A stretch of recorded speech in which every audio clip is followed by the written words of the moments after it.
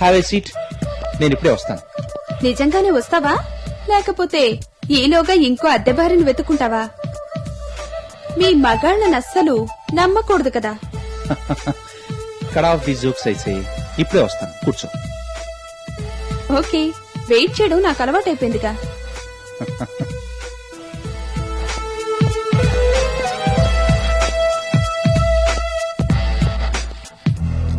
ఇదిగో సుప్రతీక్ ఎక్కడుంది? పైన గదిలో ఉన్నారు బాబు. తలనొప్పిగా ఉందంటేను ఇందాకే కాఫీ ఇచ్చొచ్చాను. వెంటనే కిందకి రమ్మన్నానని చెప్పు. అలాగే.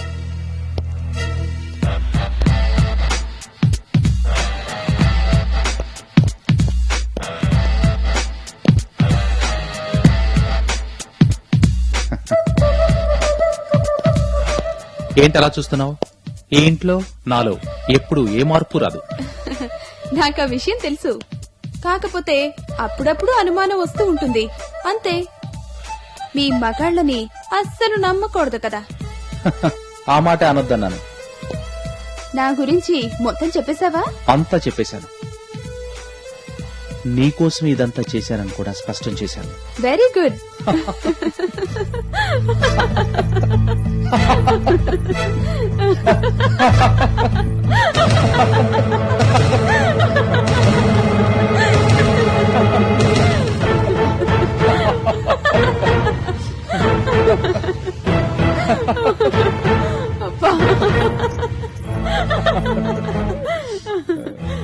హాయ్, వచ్చేసావా? నీకోసం ఎదురు చూస్తున్నాను. Meet Nandana, my would B.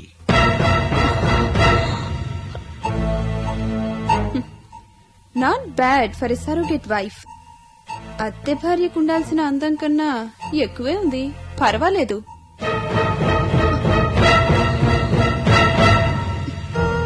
అసలు ఇలాంటి పనులకు ఒప్పుకునే ఆడవాళ్లు ఉంటారంటే నేను మొదట్లో నమ్మలేదు.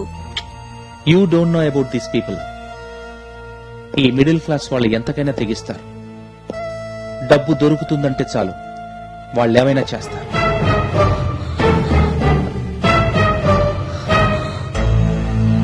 డ్రామా ఎందాక వచ్చింది? నేనాయన్ని మనసా వాచా పెళ్లి చేసుకున్నాను. ఇందులో డ్రామాలేవీ లేవు. ఓ మై గాడ్, చాలా పొగరుంది. ఆఫ్టర్ ఆల్ కూలి డబ్బులు తీసుకుని భార్యలా యాక్ట్ చేసే మనిషికి ఇంత అహంకారమా? పట్టించుకోవద్దు. ఆరిపోయే దీపానికి అదిరిపాటు ఎక్కువనంటారు. ముందు డబ్బు కొప్పుకుంది, ఆ తర్వాత ఏమీ తెలియనట్టు డ్రామా మొదలు పెట్టింది. తను నిజంగానే నాతో కాపురం చేయటానికి పెళ్లి చేసుకున్నట్టుగా యాక్ట్ చేస్తోంది. ఈ ఇంటికి వచ్చాక మనసు మార్చుకున్నట్టుంది. నేచురల్లీ ఎంత ఆస్తి కళ్ళబడితే ఎవరైనా ఇలాగే ఆలోచిస్తారు. కూలి కోసం వచ్చిన వాళ్లు కూడా యజమానుల్లా ప్రవర్తిస్తారు.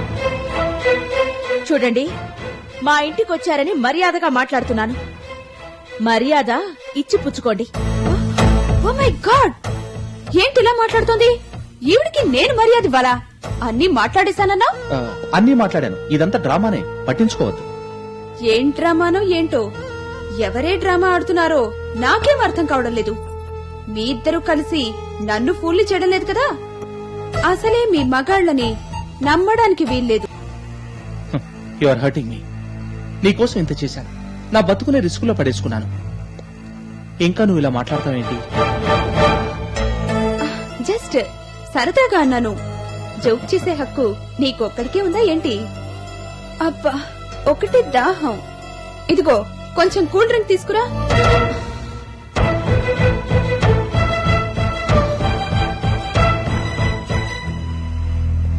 చెప్తుంటే వినపట్టలేదా?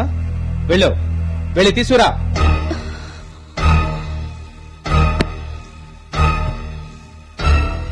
వీళ్ళకి కూల్ డ్రింక్స్ కావాలంట, తీసుకురా. అలాగేనమ్మా.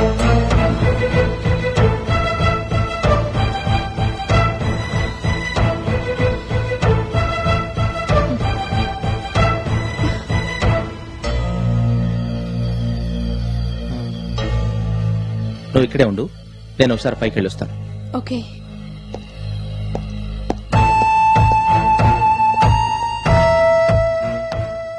నిన్ను చూస్తే మాత్రం మిడిల్ క్లాస్ అని ఎవరూ అనుకోరు.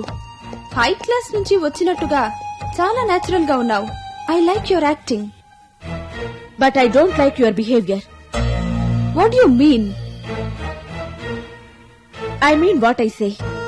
ఏం ఊరుకుంటుంటే మరీ రెచ్చిపోతున్నావు? భార్య స్థానంలో ఆఫ్టర్ ఆల్ ఓ 4 రోజులు, అది కూలి డబ్బుల కోసం నటించడానికి వచ్చిన దానివి. ఈ ఇల్లు నీ సొంతమైనట్టు మాట్లాడుతున్నావే. నేనెవరో తెలుసా? మోహన్ కి కాబోయే భార్యని, ఈ ఇంటికి యజమానురాలిని. మర్యాదగా మాట్లాడు. నా భర్తని పెళ్లి చేసుకుంటానని నాతోనే చెప్తున్నావు. నీలాంటి దానికి మర్యాద ఇవ్వాలా? Hold your tongue. నేనసలే చాలా చెడ్డదాన్ని. నాతో ఇలా మాట్లాడావంటే మోహన్ నీ తోలు ఒలిచేస్తాడు. జాగ్రత్త. పిచ్చి పిచ్చి వేషాలెయ్యొద్దు. నీ పని నువ్వు చేసుకుని, నీ కూలి డబ్బులు నువ్వు తీసుకుని ఇక్కడి నుంచి వెళ్ళిపో. ఆ మాట అనాల్సింది నేను. వెళ్లాల్సిన దానివి నువ్వు, ఉండాల్సిన దాన్ని నేను. ఆహా, అలాగా? అదెలాగో? అయినా అదెలా జరుగుతుంది? You are dreaming my girl. Forget it. దక్కిన దాంతో సంతృప్తి పడ్డం నేర్చుకో. ఏంటి, ఏమైంది? Any problem? I don't have any problem. ఆవిడకే మహా ఇబ్బందిగా ఉన్నట్టుంది. నేనిక్కడుండటం ఆవిడకేమాత్రం ఇష్టం లేదు. ఆవిడ ఇష్టాలతో పనే ఉంది. ఇది నీ ఇల్లు. She's just temporary stop gap arrangement. After all ఒక అద్దె భార్య, అంతే. ఏమో మరి, ఆవిడ తీరు చూస్తే అలా లేదు. అయినా ఆవిడ గారికి ఇంత ధైర్యం వచ్చిందంటే నాకెందుకో అనుమానంగా ఉంది. ఆవిడ గారి యాక్టింగ్ ఈ హాల్ వరకే పరిమితమా, లేకపోతే బెడ్రూమ్ లో కూడా మొదలు పెట్టిందా? I'm sorry, I'm too frank. You see, అసలే పావలాకి రూపాయి నటన చూపించే రకమని అన్నావు. ఆవిడ మరీ కాస్త ఎక్కువగా నటించేస్తే నాకిబ్బంది. అందుకని చెప్తున్నాను.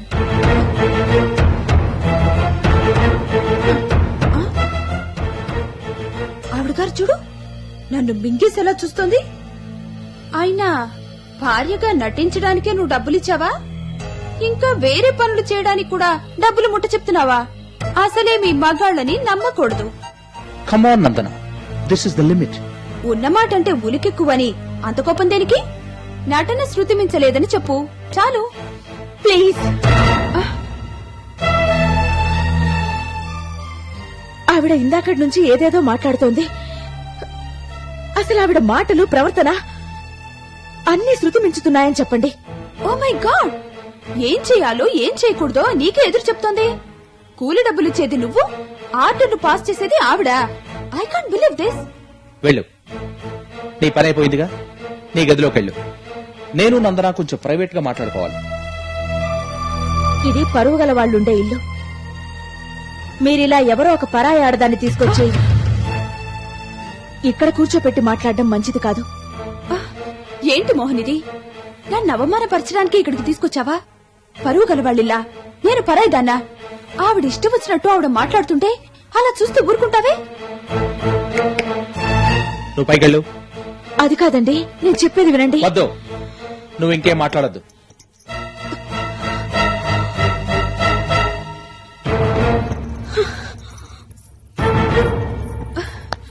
నా వల్ల కాదు, నాకు చాలా హెడేక్ గా ఉంది.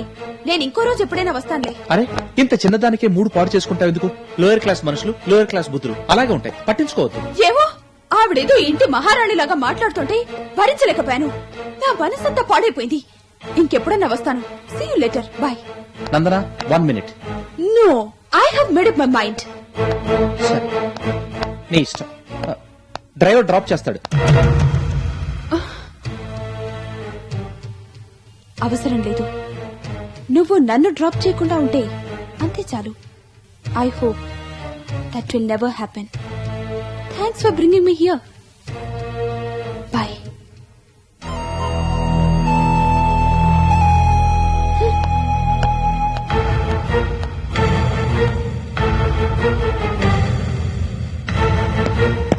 సుప్రతీక,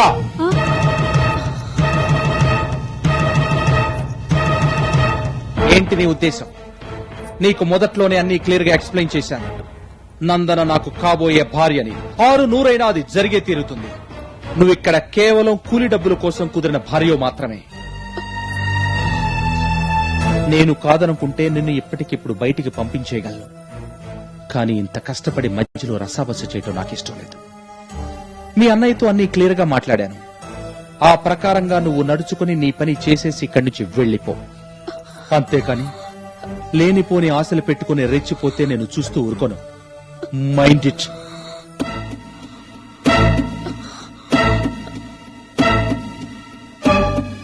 ఏమలా నిలబడి సంబరపడిపోయి చూస్తున్నావు? నువ్విక్కడ చూసింది విన్నది అంతా మర్చిపోవాలి. పొరపాటునైనా ఈ విషయం మమ్మీకి గాని డాడీకి గాని తెలిసిందో నిన్ను నీ కుటుంబాన్ని షూట్ చేసి పరేస్తాను. జాగ్రత్త. వెళ్ళవు. వెళ్ళి నీ పని చూసుకో.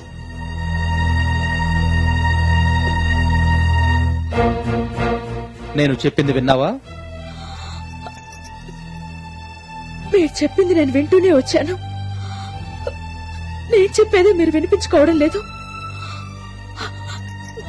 నేను మిమ్మల్ని మనస్ఫూర్తిగానే పెళ్లి చేసుకున్నాను. అన్నీ మీరే అనుకొని ఇక్కడికి వచ్చాను. మీతో ఈ జీవితాన్ని పంచుకోవాలనుకున్నాను. వద్దు. స్టాక్ డైలాగులొద్దు. నాకు చిర్రెత్తుకొస్తోంది. నీకు ఇంట్లో అంత సీన్ లేదు. Don't test my patience. నాతో అనవసరంగా ఆర్గ్యూ చేయొద్దు. నువ్వు ఇక్కడికి ఎందుకు వచ్చావో నీకు బాగా తెలుసు. ఏమన్నా అనుమానాలుంటే మీ అన్నయ్యతో మాట్లాడుకో. మీరు తెలుసుకోండి. అంతేకాని ఈ ఇంటిని ఆస్తిని కొట్టేద్దామని మాత్రం ప్లాన్ చేయొద్దు. అది నీ వల్ల కాదు.